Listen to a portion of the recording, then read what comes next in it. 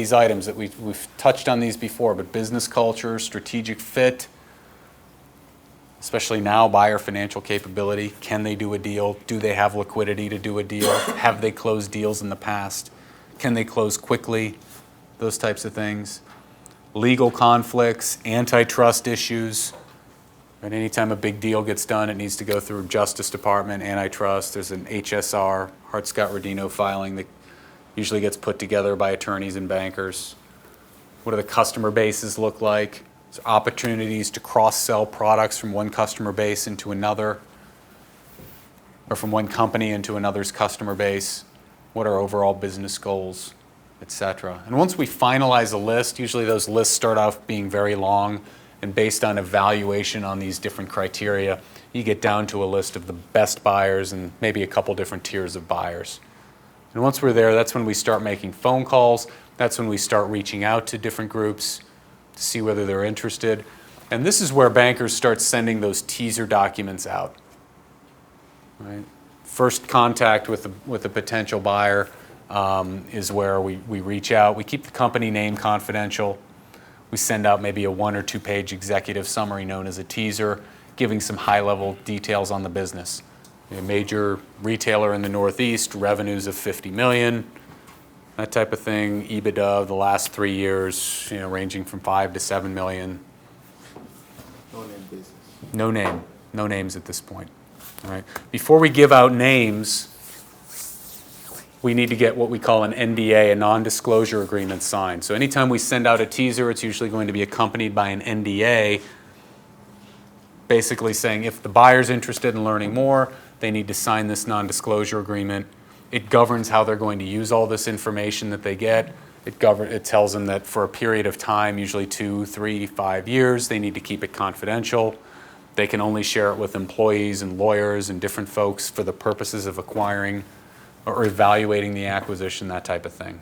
Right? Usually pretty straightforward. A lot of times there's not much negotiation on the NDAs as long as it's plain vanilla. But sometimes buyers will come back and you can kind of tell this, you can get a sense for how serious a buyer is based on how extensively they negotiate the NDA. Right? If they're just signing it and sending it back, sometimes they really may not be all that interested, but if they're starting to spend some time and negotiate that, that can give you an indication of their interest. And usually negotiations can be handled by the bankers. Usually it's a matter of changing a few terms here and there.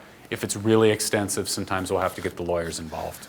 Now, a lot of times private equity firms really don't like to sign them. Private equity firms see hundreds, if not thousands, of deals a year. The last thing they need is to have thousands of NDAs out there that they need to comply to under different terms, and whether materials get shredded or have to be sent back, or the time frame to send them back, or how long they've got to maintain confidentiality. So financial sponsors, private equity firms typically don't do it. They don't sign them. As bankers, we really don't get too concerned about that, because private equity firms, if they were ever to breach confidentiality on a deal, kind of be like a banker breaching confidentiality, would ruin their reputation. So if they did that, they probably wouldn't see any other deals going forward. Sometimes they'll sign their own NDA. Right? They'll have their own standard form that the banker needs to agree to or the company needs to agree to, and that's one other way to get around it. But after the NDA comes back signed, that's when we can release the client name. That's when we can send that full confidential information memorandum, CIM, or offering memorandum, OM. We go by a number of different names. That's when we can send that to the buyer. And that'll contain a lot more information on the company. It'll contain their name. It'll contain financials. It'll contain customers, at least maybe top customers. It'll contain some ideas of what their projections are going to look like going forward, those types of things. All right. A lot more information to allow the buyers to get a better sense of whether they're truly interested in making an offer for the company. And like I said earlier, this is not going to be worded like a 10-K. This is going to be worded using a lot of marketing-oriented language, all right, really presented in a marketing format. Anybody ever see teasers or CIMs, anything like that? Yeah. Yeah, you've done a few. Yeah, this is, bankers will, if you're an analyst or an associate, you're going to be the one putting these together for the most part. spending a lot of time putting these types of things together, getting them out. If you've ever worked in commercial real estate, when a building or a piece of real estate, commercial real estate comes to market, you'll get these real thick, beautiful, glossy reports, beautiful pictures of the building or the asset. It's kind of the same thing, but they can be very, very detailed in nature. Now, after buyers have reviewed the CIM or the OM, usually the next step is going to be to get management and the buyer in a room together, giving the buyer a chance to ask management questions about the business, getting a chance to have a lot of the key people on the management team, CEO, CFO, maybe the VP of sales, maybe the VP of product development, talk a little bit about their respective areas and try and answer borrower or buyer questions. Okay, this is probably one of the more challenging, time-consuming aspects of this process for bankers. Number one, management teams are very busy. All right, so getting them all in the same room is very tough to begin with. Okay. Number two, though, a lot of times the decision to sell a company is not made at the management level. It's made at the board level. Right? So the management team, they may not be as incentivized to cooperate and play nice in this process because they know if the banker's successful in selling the company, they may be out of a job. All right. Unless they have their stock options. Unless they've got a lot of stock options where it's particularly lucrative to them, but a lot of times you don't need two CEOs, you don't need two CFOs, you don't need two VPs of sales. Maybe sometimes you do. All right. But that's one problem. The other problem is timing. Another problem there is also coaching management and telling them what can or cannot be said in this process. Really kind of a difficult task for 25, 28-year-old analysts, associates, to be telling 65-year-old CEOs what they can and can't say in this process. Right? 60, 65-year-old CEOs aren't used to being told what to do, certainly not by 22 and 25-year-olds, right? So that's kind of an extreme example, but if management is indeed sitting with competitors and presenting to them, not only do we not want to upset the sale process, we also don't want to disclose too much sensitive information, right? Communication usually handled through advisors. All right, clients here are not really to be talking to anyone. All right, communications are handled by the bankers, by the lawyers, really to protect the client, really to make sure that like we just talked about a moment ago, wrong things don't get said, etc. We typically will have weekly updates with the board, with the management team, talking about status, talking about buyers, who's in, who's out, who's looking good, who's not, that type of thing. Now, when buyers decide, after they've reviewed the CIM, after they've met with management, they've reviewed more of the documents, etc., if they decide they want to move forward, this is when you usually start getting letters of intent. Start getting written expressions of interest back from these buyers saying, yes, we'd like to continue forward with the process. We want to learn more. We want to get into what we call due diligence and do really kind of a deep dive on the company's books and records. LOIs, preliminary, they're non-binding. They usually give the banker and the client a sense, not for an exact amount or an exact deal structure, usually a range of values that they believe they could be justified in paying.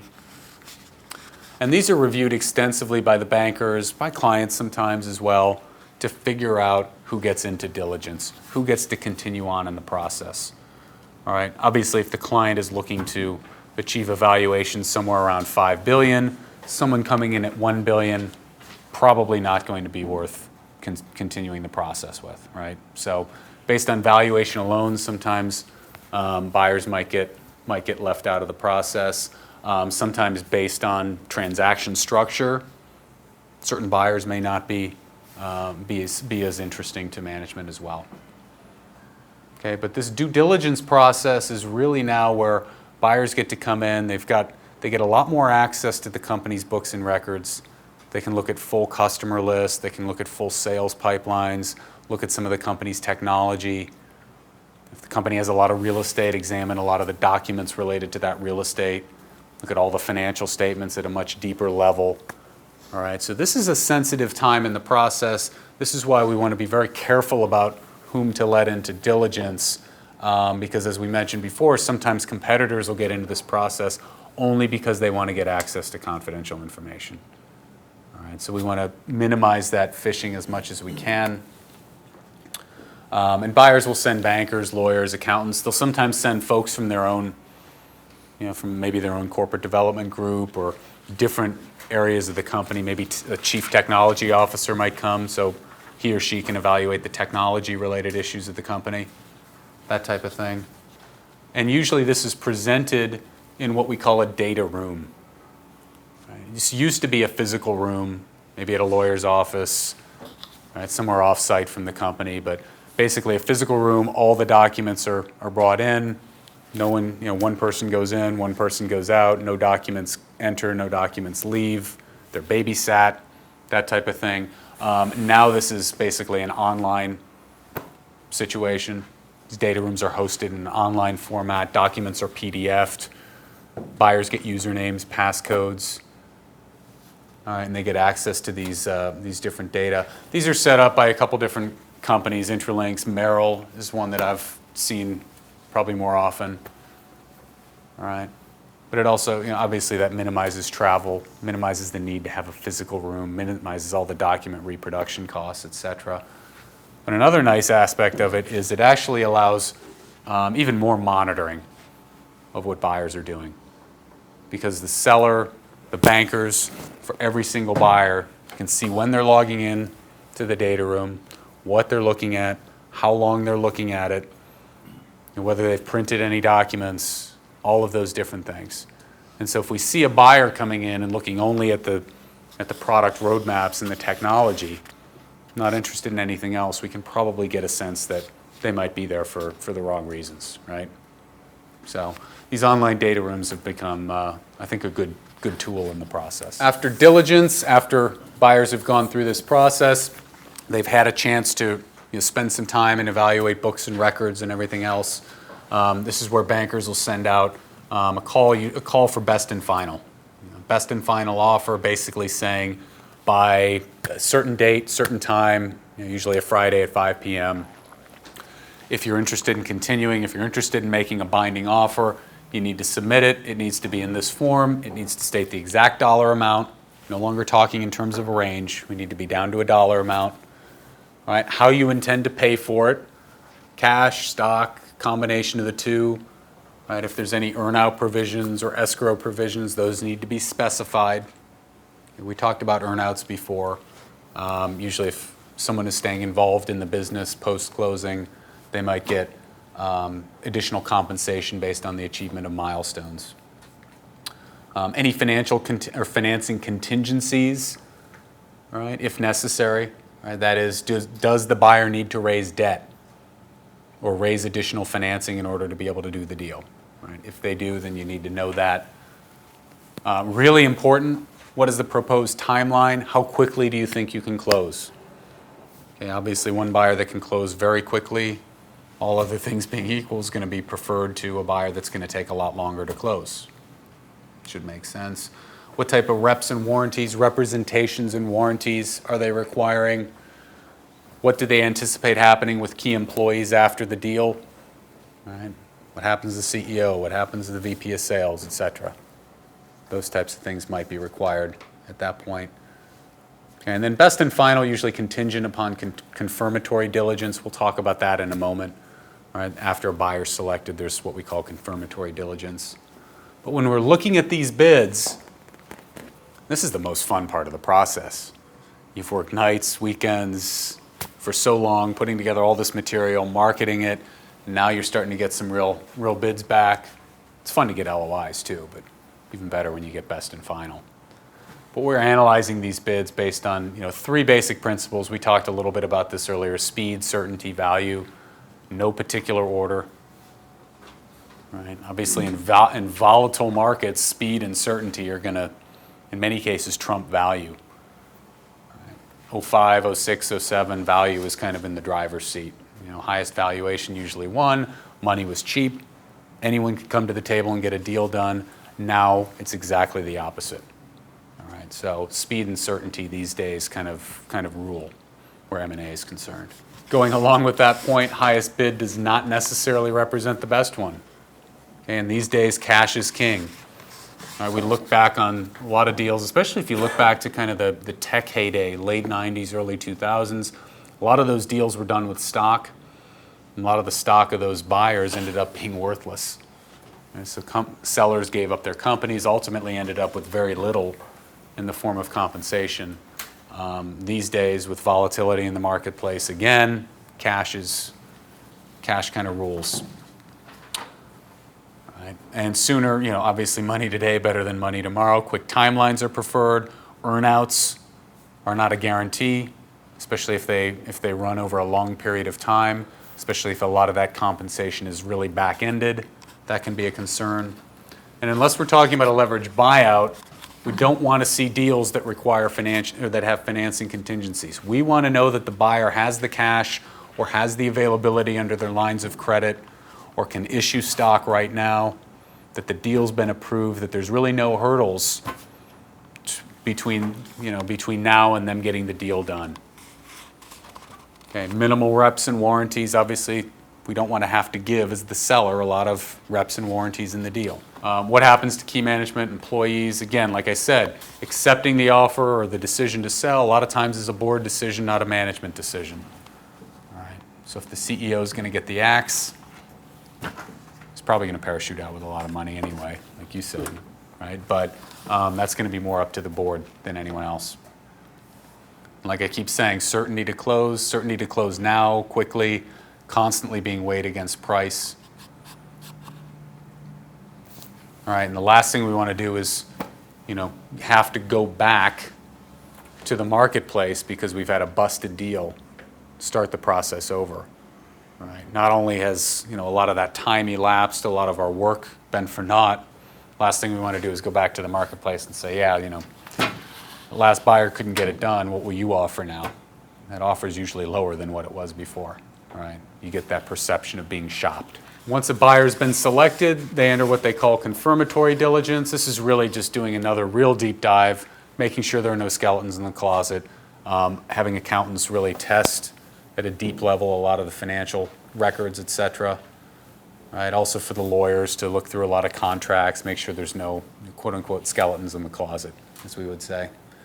But at this point, if we are agreed on business terms, usually the bankers will take more of a back seat, turn it over to the lawyers to paper the deal, put together the purchase and sale agreement, put together any other agreements, legal agreements that need to be done, and basically outline that roadmap to closing. Okay. Ideally, the bankers don't really need to get involved all that much. A lot of times they'll participate on some of the conference calls with the lawyers, but not have to be directly involved in those decisions. And ideally, we close the deal, get to go to a nice closing dinner, typically some steakhouse, a lot of expensive wine, maybe less expensive wine these days. I don't know, we're in a bad recession, so maybe we're drinking the cheap stuff. I don't know, but hopefully we get a nice dinner. A lot of times there'll be a tombstone put together. Anybody know what a tombstone is?